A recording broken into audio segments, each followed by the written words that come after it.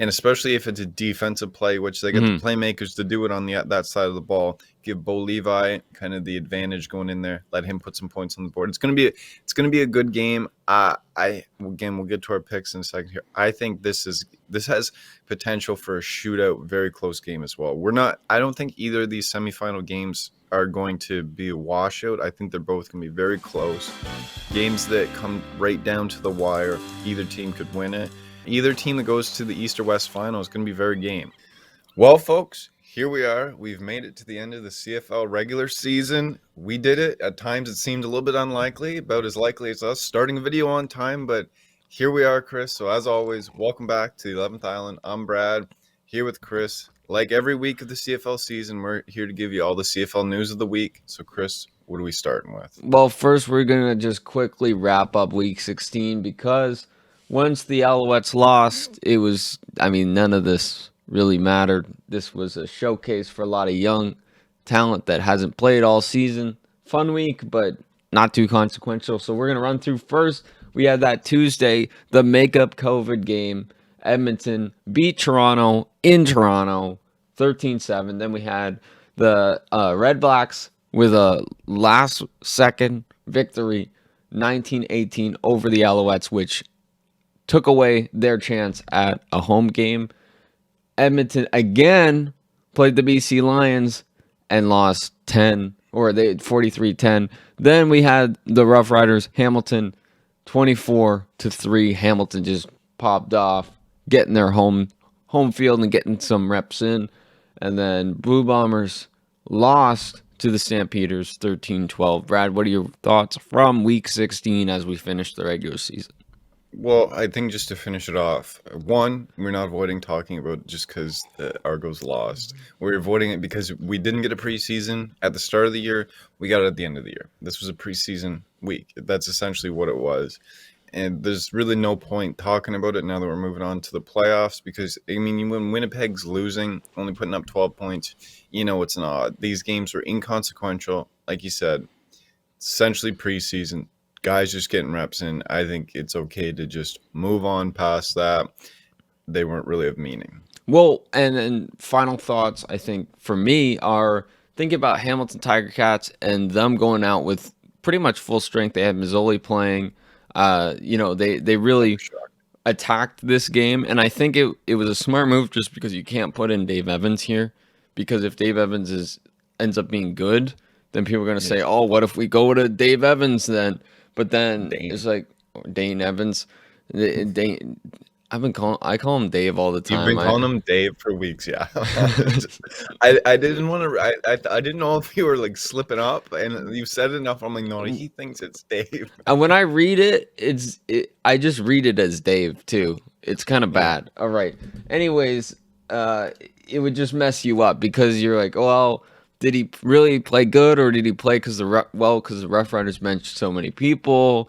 And then it's like, it just mentally traps you, I think. So, anyways, we're gonna move on. Yeah, we're gonna move on. That's a segue into Week 17, which goes beyond. It's the beyond times. We're in the playoffs, semifinal games. Montreal in Hamilton, and then we have Calgary in Saskatchewan.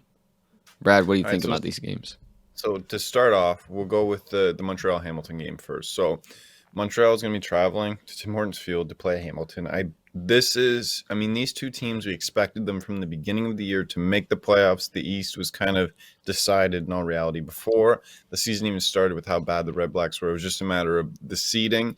And Hamilton and Montreal took a real rocky road to get there. We're looking at Hamilton, a team that some people picked to go undefeated this year.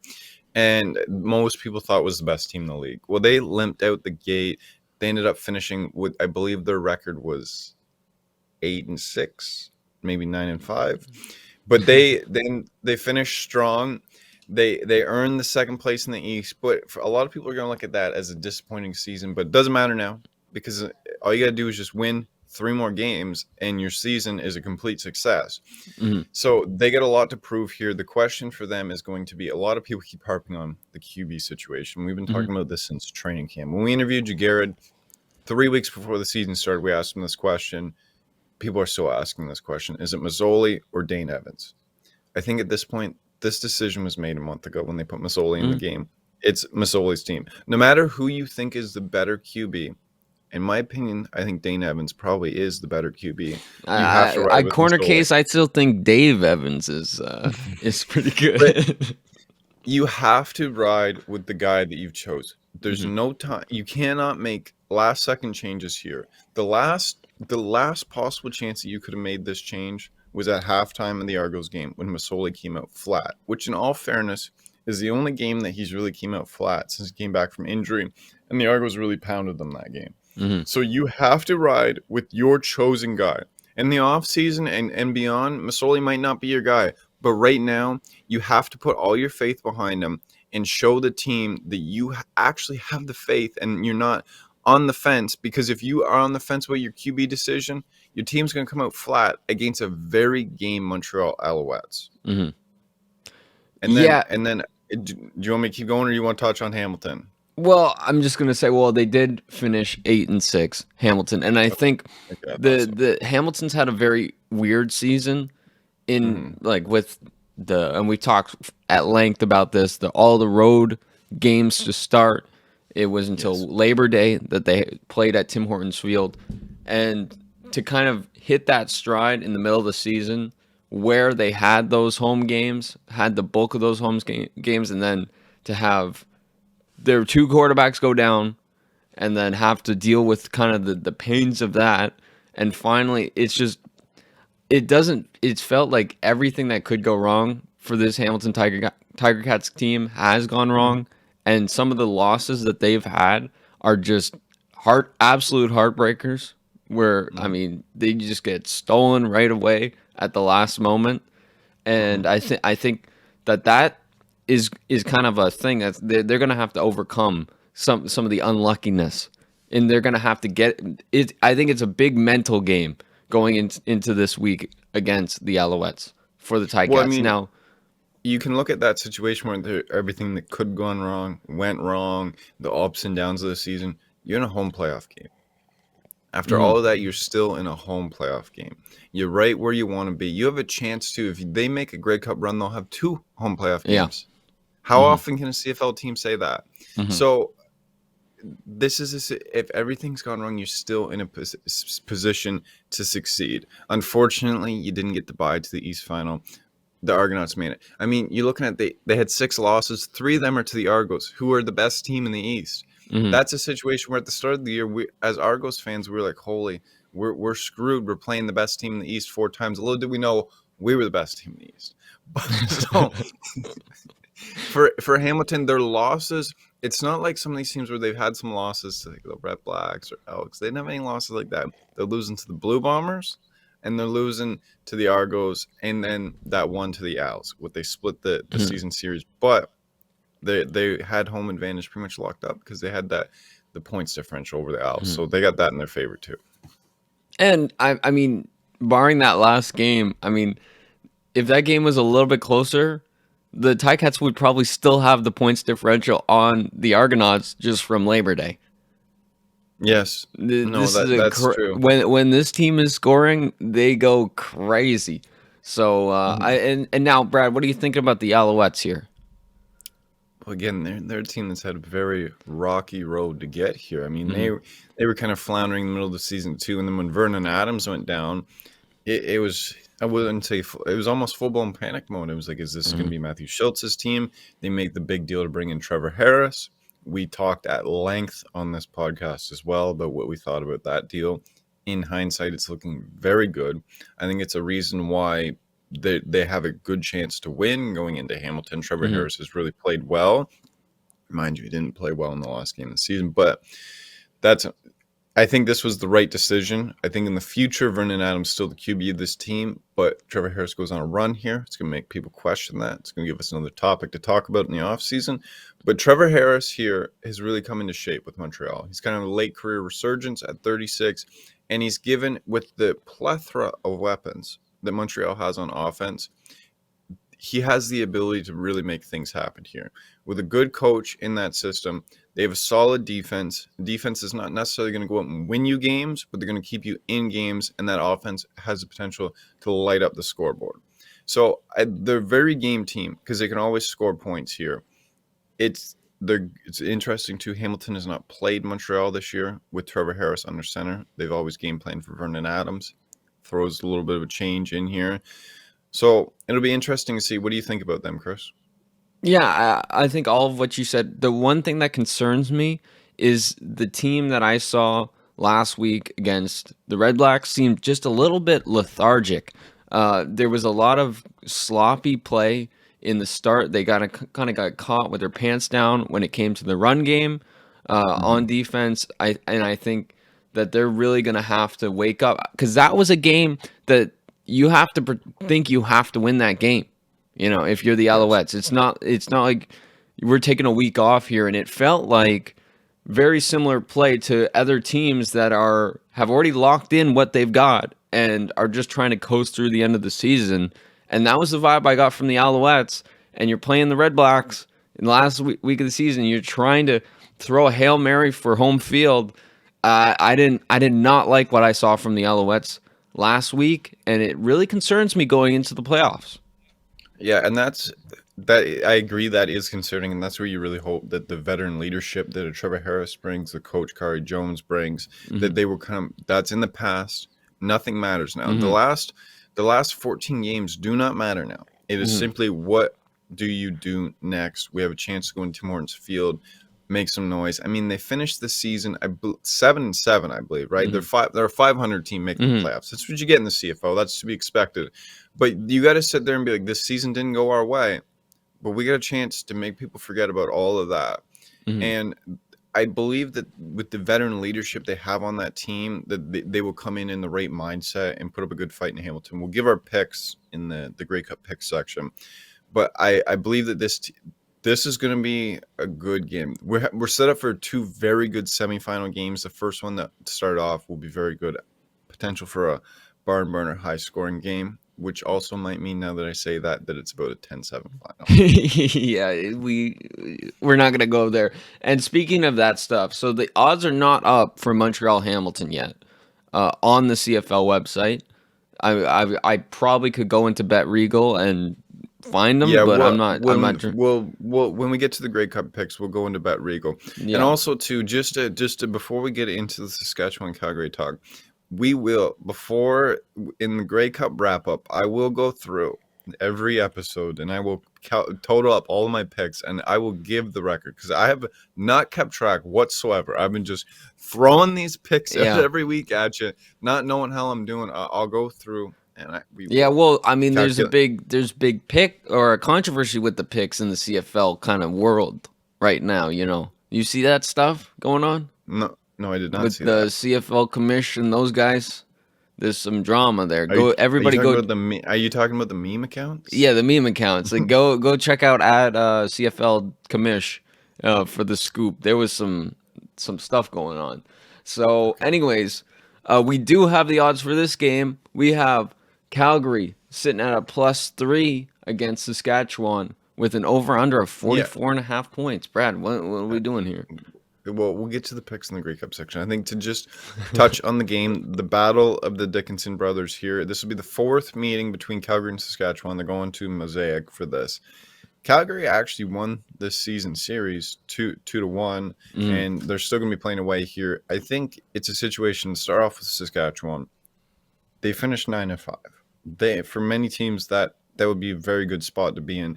The power rankings, they're perennial top 3 all year. I don't think they've dropped from that. But this might be the worst best team I've ever seen because they keep winning games, but they look like they should lose every game that they play in, or they play terrible teams and you go, well, if that was any other team in this league, you would have lost, like against the Elks and the Red Blacks. I'm like, you should be losing these games. I don't know how you're winning. Any other team, you would. So they find ways to win games, but not in a convincing way. One that makes me very scared for Saskatchewan fans going into this last game against a very game Calgary team. So do you think the same way, Chris? Yeah, no, I think that they are low point scorers. They give up a lot, on defense. I just, I don't like this look.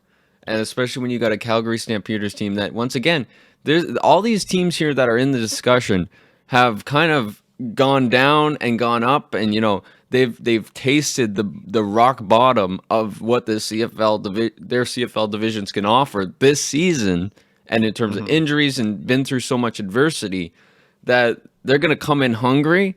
And the Rough Riders, it's almost the exact opposite thing, where it's just you kind of start up here and you start to go down. Like, I think they're on the decline right now.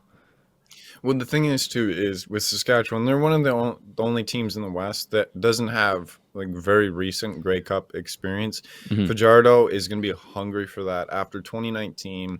We're doinking it off of the uprights in the final minutes of the Western final with Winnipeg. He's going to be Mhm. hungry coming into the playoffs. Mhm.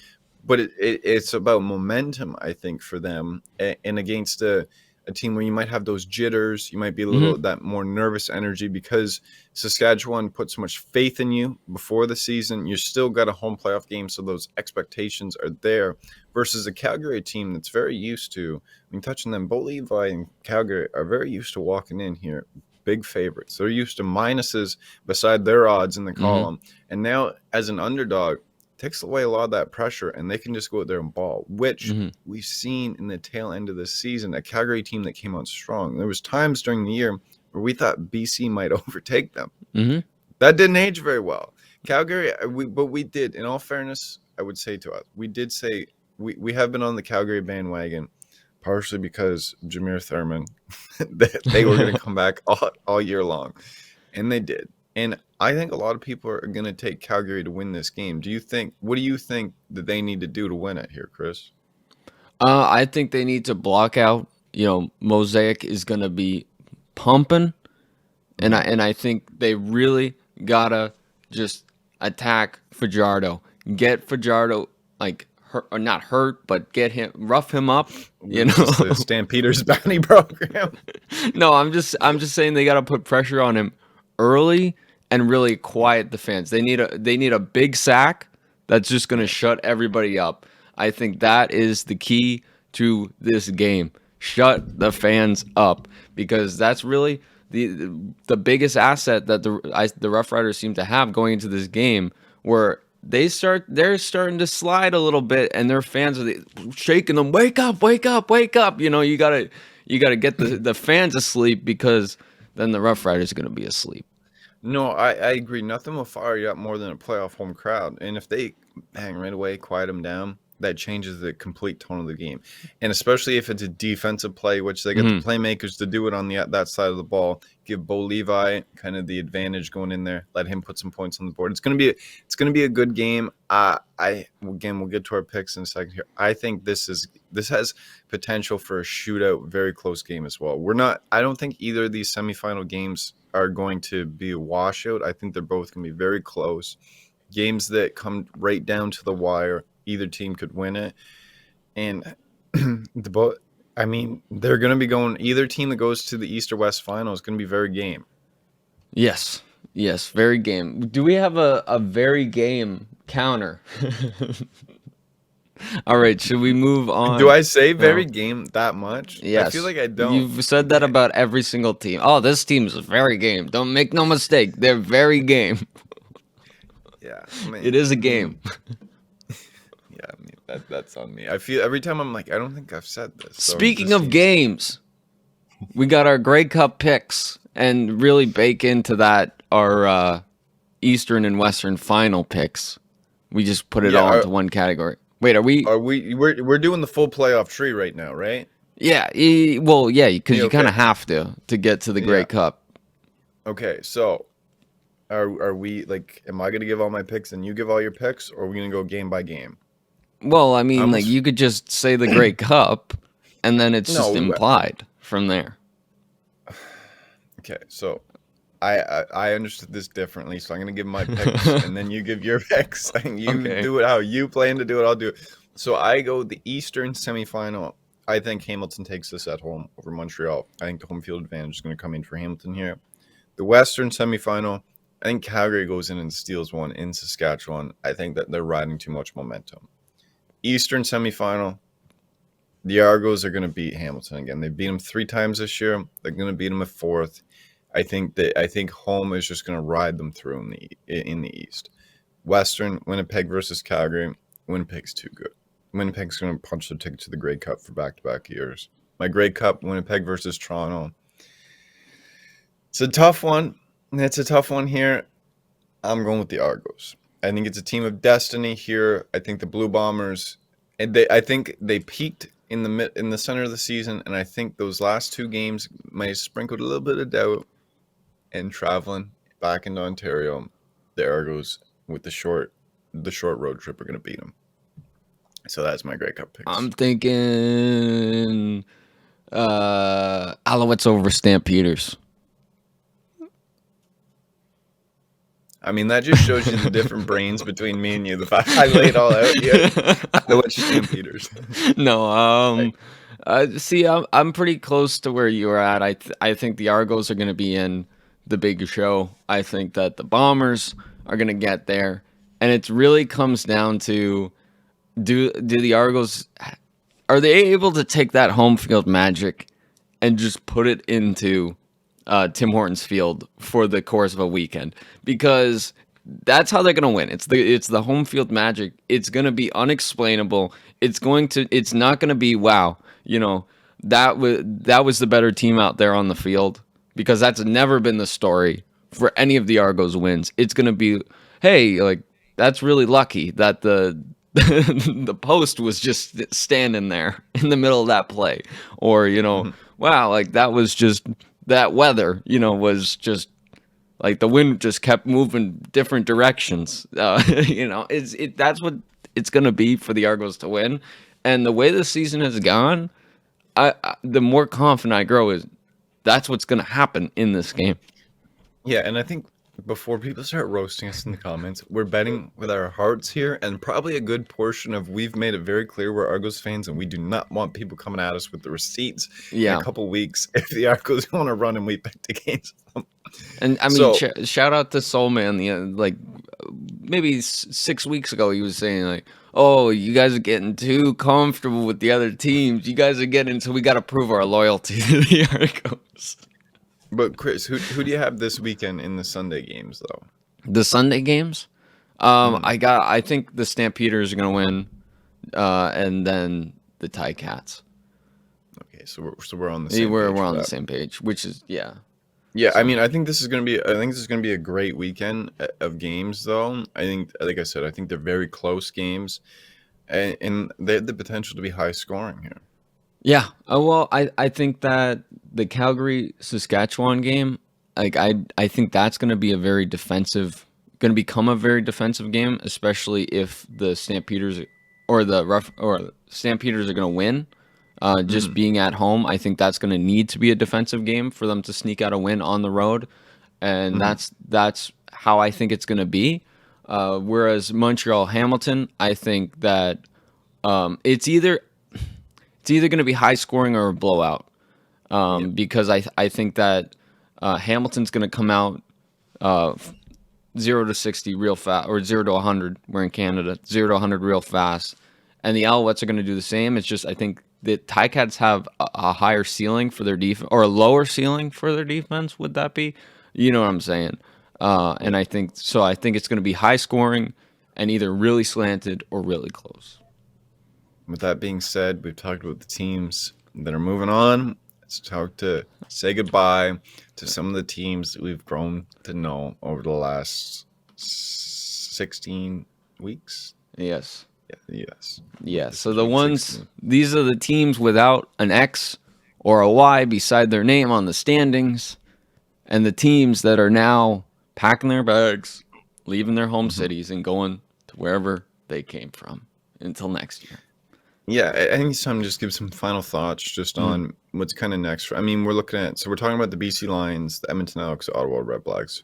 Of course, the Edmonton Elks cleared house. They fired their president, their GM, and their coach. So that is, to start with them, I think that was needed. This was a team that had real playoff aspirations, real home playoff aspirations coming into this year, and they fell flat on their face. They look like, in all reality, they look like the worst team in the league. Mhm. For most of this season. They made weird personnel decisions. They decided to just roll with Taylor Cornelius Mhm. to the much to our chagrin here that we did not want them to do. So, I mean, with them clearing house, so it's going to be a completely different Elks team come 2022. Mhm. So, for that, I don't know what the next they gotta get in. They gotta hire a coach. They gotta hire everybody here, but they need to make the right personnel decisions. Who are going to come in, bring in a QB, or they choose to go with Arbuckle. I cannot see it being Mhm. Cornelius, but they got talent on the team right now. They bring Mhm. in some pieces. They bring in the right coaches. This could be a short turnaround here, but if they don't make the right decisions, it could be a long time before this team's good again. Yes, and I think the writing on the wall really is Trevor Harris leaving the team, going to the Alouettes, and being very successful, Mm-hmm. all things considered, making that late change, learning a new playbook, still finding success, still getting the team to the playoffs, and now they're players in this game versus an Elks team that really has been a wounded animal this whole Mm-hmm. season. So I think you look at that and you say, man, we really squandered Trevor Harris, who's still incredibly talented and still Mm-hmm. incredibly dangerous on offense. And man, we really missed the mark there because he was struggling. And you say, oh, like he's part of the problem here. He leaves, finds success almost immediately, and then it's like, Yeah. oh, maybe it was us. So I think that really contributed to them wanting to clear house here. Yeah, and I think the next team will stay in the West. The BC Lions. They didn't look terrible this year. They Mm-hmm. had a lot of potential in that team. I think there are a few big pieces where you get add a big piece on offense, add a big piece on defense to the current year team. They're really fighting for a playoff spot. The big Mm-hmm. question is, do you stay with Michael Riley? Does he continue to be your QB of the future, or do you get younger with a Nathan Rourke? I mean, if you move to Nathan Rourke, you're saving a lot in cap space Mm-hmm. right now too. He's on a rookie deal versus Michael Mm-hmm. Riley, who's probably top two highest paid QB in this league right now. The real facts are out there for that. I don't have them with me, so somebody can go fact check that. But I think there's a real decision there. Michael Mm-hmm. Riley's not getting any younger, and do you think that he can still get you to the playoffs? I think the right decision, in all honesty, here is going to be to go with a younger QB, whether that's Nathan Rourke or you make a push in the free agency here. Mm-hmm. Maybe you bring somebody in a free agency to battle Rourke for that position. You figure out who's best going into and then you just get extra pieces. You Mm-hmm. will be very competitive in the West still as long as you just fill out the pieces. They just didn't have that extra bit to get them over the hump, but I think there's a lot of potential there. And I think there's a lot of potential in the next season that actually involves preseason, because I Yes. think if for any team coming into this different 2021 season after a year off, you're going to want to go with the safe picks. You're going to go with the guys that have proven themselves. And I think people lock themselves into the safe choice going into this season, and then there was a lot of QB struggles to start out, a lot of injury stuff where it's, do we even want to? We got to put out, for example, in the Stampede, we got to put out Bo Levi with a broken leg because we haven't seen anybody else, so I think if you're the BC Lions, Nathan Rourke is someone you really want to circle and think about, just because you get that Canadian element as well. It's huge Yes. for the league. It's been so long since we've had a Canadian QB come in, and for a guy to come in and be a consistent starter would just be huge for the league. It would be huge for BC, that community, football community there. I Mhm. think that's something that we really need to, as fans, kind of say, like, we gotta give this a chance, BC. We gotta go. We gotta. Nathan's our guy. I think that's something that really excites me. I think they really teased it at the start of the season. They would put him in, or they'd say, "Oh, we're gonna put him in," and then last minute put Michael Riley, and there was all that chaos, like who's gonna start, who's injured, who's not, And I think they kind of dangled that in front of us. And I'd Mhm. really like to see, after a season like this, where we paid Michael Riley so much money, he did he played pretty well, but you just couldn't do it. Like it just wasn't enough, and some things didn't go our way. let's take a step back and look at next season and say, you know what? We got this guy Nathan Rourke. Every time he comes out to play, anytime that it's rumored, oh, he's gonna come into this game, the buzz, it takes over CFL media, social media. Before the game, they're talking about him. Let's do this experiment. Let's give this a run. Let's see what happens. Let's get the fans behind it. Let's show people, hey, this is the Canadian Football League. We have a Canadian QB here. I think this is going to bring in a lot of new people that are kind of don't know what the CFL is about, just love Canada, maybe not even football fans. They just want to see, oh, wow, like we got a guy. I'm really excited about Nathan Rourke. I hope they really show some confidence in him. I think from what we've seen, he can develop into a really good starter. Let's make it happen, BC. Yeah, the Rourke-Riley decision making in the start with the gambling aspect caused some of probably our biggest fights on and off the air, and almost kiboshed this show after 2 weeks of the season. But the next team that we're waving goodbye to, the Ottawa Red Blacks, who fired their GM midway through the year, have so far decided to stay with Paul LaPolice. I think it's his decision here is we knew this was going to happen with the Red Blacks. They simply did not have a roster to compete with, frankly, the other 8 teams in this league. We knew this was going to happen. It's exactly what happened. Do we blame this on the coach? When in all reality, Paul LaPolice, he made a lot of the personnel decisions here, putting this roster on the field that it has flopped so hard. Do you give them that extra year? They have to go out hard in free agency. Really, the only spot on that roster that can't be replaced is their return man and Devontae Dedmon. And probably their kicker and Lewis Ward. Everywhere else, you can upgrade. No offense to anybody on that roster, but you can upgrade almost everywhere else, especially the QB position. I've said at length for the last few weeks, I think Trevor Harris is the next starting QB in Ottawa beginning in 2022 because I think Montreal will go with Vernon Adams Jr. I think, on all honesty, that would be the right decision. You bring in some young guys. Maybe you bring Caleb Evans back. Maybe you bring Duck Hodges back. Trevor Harris walks out there week 1 next year. You have to give your fans a proven winner in Ottawa to walk out there and make them go, maybe I will buy tickets to this team because maybe they won't be terrible like they were last year. And it might not, you're probably not going to turn around in 1 year. This probably isn't going to be a 1-year thing for how badly this roster's been constructed.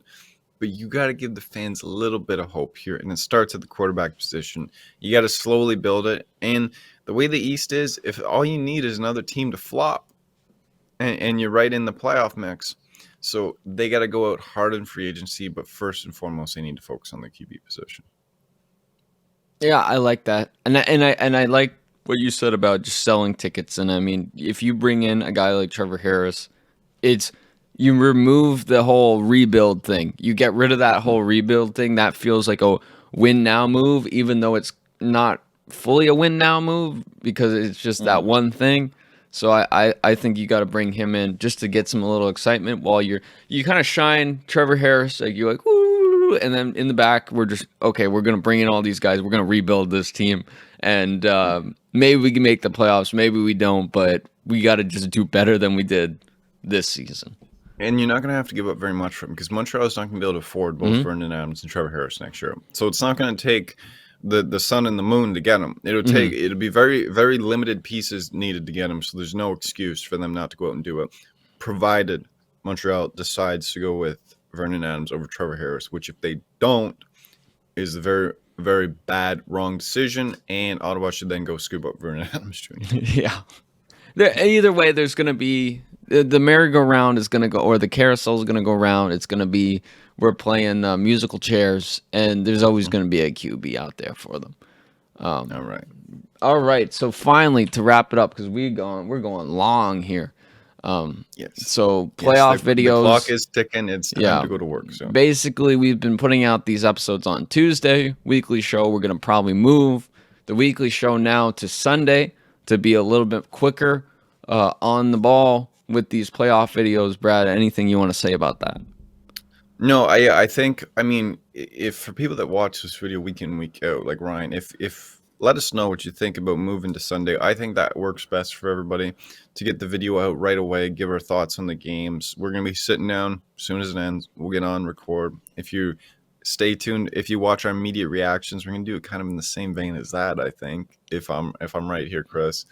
So, and then give it the week out, and there's gonna be the games that we're at, like the Grey Cup, might be a little bit delayed, and then the East Final, because we're gonna be at those games. They might be a little bit late on Sunday night, but they will be up.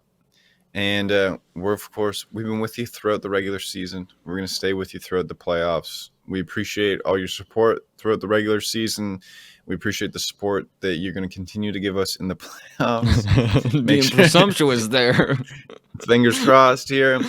Make sure to please like, comment, and subscribe on YouTube. If you're listening to the audio podcast, rate, follow, and review. I think that's what it is on podcasts. If you're on YouTube, we're on podcasts. You're on podcasts, we're on YouTube. Make sure to check it out. 350 and 500 subscriber giveaway. We're almost at 350. Thank God. We've been working on that one for a while now. So we will see you next Sunday to give you all of the thoughts on the CFL playoffs. If you're a fan of alt football too, USFL is coming back. Released a video on that yesterday. Make sure to check it out and enjoy the weekend of playoff football. See ya.